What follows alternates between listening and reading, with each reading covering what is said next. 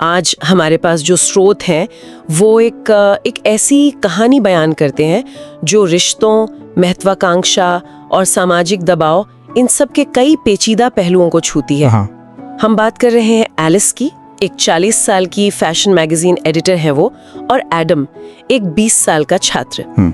इनके बीच का रिश्ता है। बिल्कुल। और ये कहानी सिर्फ एक, क्या कहते हैं, उम्र के फासले वाले रिश्ते की नहीं है। ये उससे कहीं ज्यादा है। ये दिखाती है कि कैसे करियर का दबाव, फिर एक वो अचानक वायरल हुई तस्वीर और एक सोचा समझा फैसला, मतलब एक स्ट्रैटेजी, किसी की जिंदगी को पूरी तरह बदल सकती है। सही। तो हमारा मकसद यही है कि किरदारों की प्रेरणाएं क्या थीं, उनके फैसलों के नतीजे क्या हुए, और ये कहानी हमें क्या सोचने पर मजबूर करती है, रिश्तों के बारे में, महत्वाकांक्षा के बारे में। हाँ, तो चलिए इसको जरा गहराई से समझते हैं। कहानी की शुरुआत करते हैं एलिस से। तो शुरुआत में वो अपने करियर में ना एक ठहराव से महसूस कर रही है। सोर्सेज में ये जिक्र है कि उसका थोड़ा कड़वा स्वभाव था और ओल्ड फैशन मानी जाती थी, तो प्रमोशन में रुकावट आ रही थी पिछले कोई 4 साल से। 4 साल से, हाँ। ऊपर से वो तलाकशुदा है, एक बेटी की माँ है और काम में इतनी डूबी है कि मतलब बेटी और खुद के लिए भी वक्त नहीं निकाल पाती, तो एक अकेलापन तो साफ दिखता है वहाँ। हाँ, और ये जो कॉम्बिनेशन है ना, अकेलापन और प्रोफेशनल फ्रस्ट्रेशन, ये काफी खतरनाक हो सकता है। सही। सूत्रों से ये पता चलता है कि वो रोज सुबह अपनी बेटी को बहन के घर छोड़ के काम पर जाती थी। मतलब सपोर्ट सिस्टम तो था, पर शायद वो इमोशनल खालीपन जो होता है वो तो था। बिल्कुल। और इसी माइंडसेट में वो ब्राजील से लौट रही थी जब उसकी मुलाकात एडमंड से हुई। हाँ, और वो फ्लाइट वाली मुलाकात भी काफी नाटकीय थी। कैसे? एडम की सीट में कुछ प्रॉब्लम हुई और उसे बिजनेस क्लास में अपग्रेड करके एलिस के बिल्कुल बगल में बिठा दिया गया। अच्छा। फिर लैंडिंग के वक्त टर्बुलेंस हुई जोर की और एलिस घबरा गई और उसने अनजाने में ही एडम का हाथ पकड़ लिया। ओके। अब एडम के लिए ये पहला ऐसा अनुभव था, तो वो एलिस की तरफ एकदम से आकर्षित हो गया। बाद में एलिस की पेन ड्राइव प्लेन में ही छूट गई, जिसे लौटाने के बहाने फिर एडम ने उससे दोबारा कांटेक्ट किया। छोटी छोटी चीजें कैसे बड़ी घटनाओं को जन्म देती हैं, है ना? बिल्कुल। और यही से कहानी एक दिलचस्प मोड़ लेती है। हाँ। जब एडम वो पेन ड्राइव लौटाने एलिस के ऑफिस के पास आया और स्कूटर पर उसे हेलमेट पहनाने में मदद कर रहा था, तभी ऑफिस की जो सहकर्मी थी उन्होंने उनकी एक तस्वीर खींच ली। और एंगल ऐसा था कि जैसे लग रहा था कि वो किस कर रहे हैं। ओहो। और वो तस्वीर जाहिर है ऑनलाइन पोस्ट हो गई।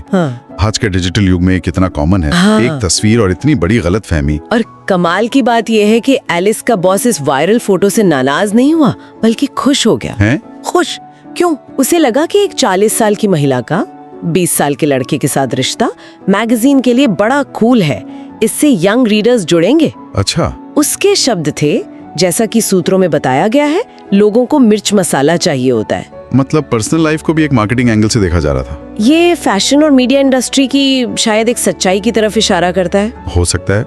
बॉस को ये भी लगा कि इस रिश्ते से शायद एलिस युवा पीढ़ी को, जनरेशन Z को बेहतर समझ पाएगी, जो उसके प्रमोशन के लिए जरूरी था।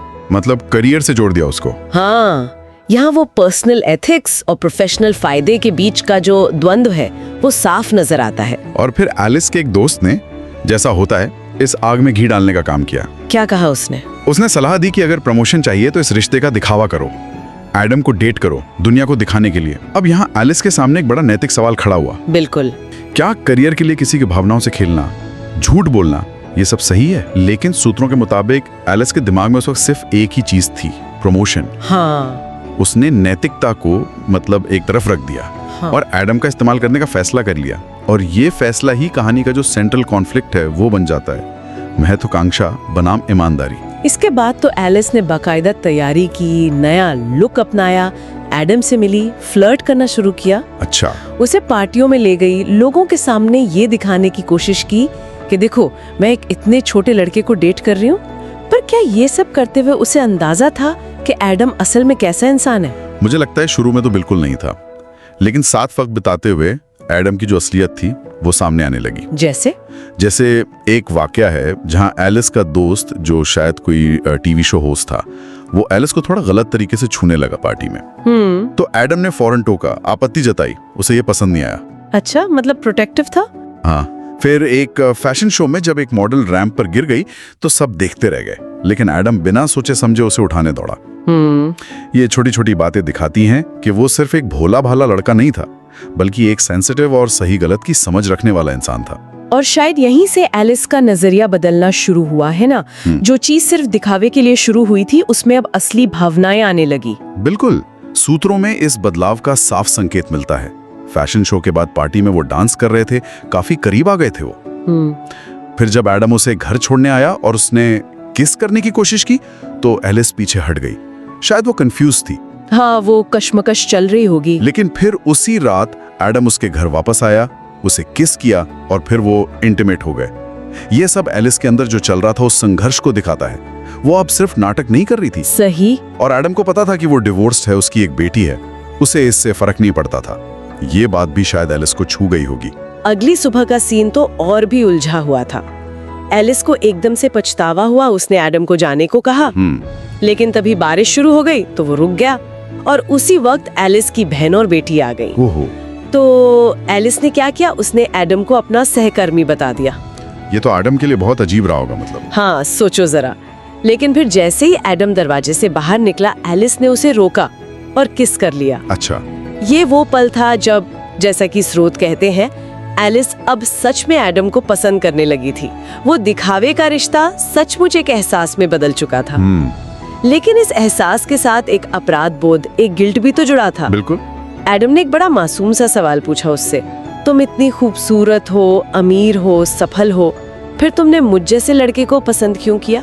अब एलिस के पास इसका क्या जवाब होता? कोई जवाब नहीं था, क्योंकि सच्चाई तो यही थी कि शुरुआत मतलब से हुई थी, भले ही अब भावनाएं सच्ची हों। ये सवाल एलिस को जैसे आईना दिखा गया। अब उसकी भावनाओं में वो कॉम्प्लेक्सिटी आ गई थी। सच्चा प्यार एक तरफ और झूठी शुरुआत का अपराध बोध दूसरी तरफ।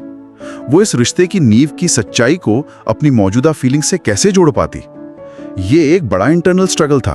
खैर, इस सब के बीच एलिस को वो प्रमोशन मिल गया जिसका उसे सालों से इंतजार था। अच्छा, तो मकसद पूरा हो गया? हाँ, शुरुआती मकसद तो पूरा हो गया, लेकिन तभी कहानी में एक और बड़ा ट्विस्ट आया। एडम ने उससे शादी करने की बात कह दी। क्या, शादी? हाँ, एलिस के लिए ये एक शौक था। जाहिर है वो इसके लिए बिल्कुल तैयार नहीं थी। उसने उम्र के 20 साल के फासले का हवाला दिया, अपनी बेटी की जिम्मेदारी, अपना काम और सबसे बढ़कर समाज का डर, लोग क्या कहेंगे। ये लोग क्या कहेंगे वाला डर। हाँ, उसने रिश्ता तोड़ने का फैसला कर लिया, ये कह करके कि शायद यही बेहतर होगा कि हम यहीं पर रुक जाएं। तो यहाँ उसका इनकार क्या सिर्फ समाज का डर से था या उसमें वो गिल्ट भी शामिल था कि उसने एडम को धोखा दिया है? मुझे लगता है दोनों बातें थीं। सूत्रों के अनुसार उसने बाद में माना भी कि वो एडम से प्यार करती है, पर जिम्मेदारियां और समाज का डर उसे रोक रहा था। लेकिन कहीं ना कहीं वो जो रिश्ते की झूठी बुनियाद थी, वो भी उसे इस रिश्ते को आगे ले जाने से हिचकिचा रही होगी। शायद वो खुद को इस रिश्ते के लायक ही नहीं समझ पा रही थी। हो सकता है। नतीजा क्या हुआ? दोनों दुखी थे। एलिस अकेली महसूस कर रही थी और एडम तो बिल्कुल टूट गया था। जाहिर है। और फिर मामले को और बिगाड़ने के लिए एलिस का वही दोस्त, जिसने सलाह दी थी। हाँ, वही जिसने उसे ये झूठा रिश्ता शुरू करने की सलाह दी थी, उसने जाकर एडम को सारी सच्चाई बता दी कि एलिस ने ये सब सिर्फ प्रमोशन के लिए किया था। उसने बाद में माफी भी मांगी, लेकिन सच तो बाहर आ ही गया था। ये एडम के लिए दूसरा बड़ा झटका था। पहले रिश्ता टूटा और फिर पता चला कि उसकी शुरुआत ही एक धोखे पर हुई थी। विश्वास तो पूरी तरह खत्म हो गया होगा। बिल्कुल। और कहानी यहीं खत्म नहीं हुई, एक और अप्रत्याशित घटना हुई। अब क्या हुआ? मैगजीन की जो सीईओ थी, वो एलिस की ऑफिस आई। कवर फोटो उन्हें पसंद नहीं आई और उन्होंने कहा कि उन्हें कोई नया फ्रेश चेहरा चाहिए कवर के लिए। अच्छा। तभी उनकी नजर एलिस के लैपटॉप के वॉलपेपर पर पड़ी, जिस पर एडम की तस्वीर थी। सीईओ को याद आया कि अरे, ये तो वही लड़का है जिसने फैशन शो में उस मॉडल की मदद की थी। उन्होंने फौरन फैसला किया कि एडम मैगजीन का नया मॉडल बनेगा, कवर बॉय। एलिस के लिए ये एक और मुश्किल सिचुएशन। हाँ, उसे अब एडम को मनाना था, ये जानते हुए कि एडम तो यही सोचेगा ये फिर अपने मतलब के लिए आई है। एडम ने पहले गुस्से में मना भी कर दिया।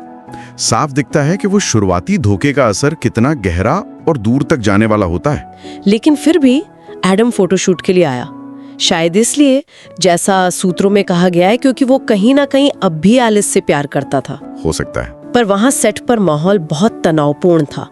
फोटोग्राफर के टोकने पर वो चिढ़ गया और फिर जब एलिस उसे समझाने गई तो उसका सारा गुस्सा फूट पड़ा। उसने कहा, मैंने तुमसे दिल से प्यार किया और तुमने सिर्फ अपने फायदे के लिए मेरा इस्तेमाल किया।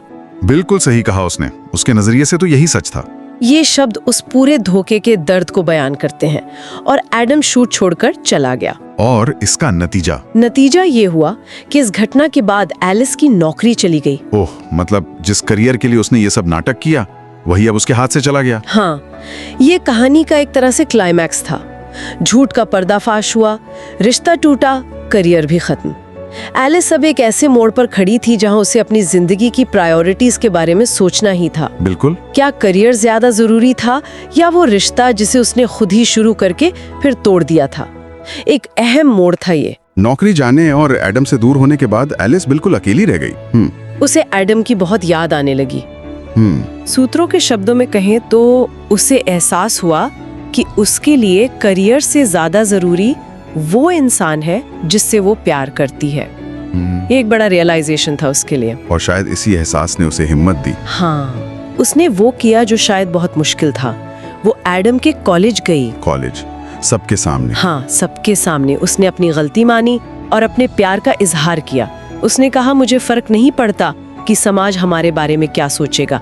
अब मैं सिर्फ तुम्हें चाहती हूँ, मैं तुमसे प्यार करती हूँ और तुम्हारे साथ रहना चाहती हूँ। उसने माफी मांगी। ये बहुत हिम्मत का काम था। वाकई ये एक शक्तिशाली क्षण रहा होगा। वही एलिस जो समाज के डर से रिश्ता तोड़ रही थी, अब उसी समाज के सामने अपने प्यार को स्वीकार कर रही थी। बिल्कुल। और कहानी का अंत सुलह के साथ होता है। एडम जो जाहिर है अब भी उससे प्यार करता था, उसे माफ कर देता है। हाँ, वो उसे किस कर लेता है। ये अंत दिखाता है कि गलतियों को स्वीकार करने, माफी मांगने और अपनी खुशी को, अपनी भावनाओं को प्राथमिकता देने में कितनी ताकत होती है।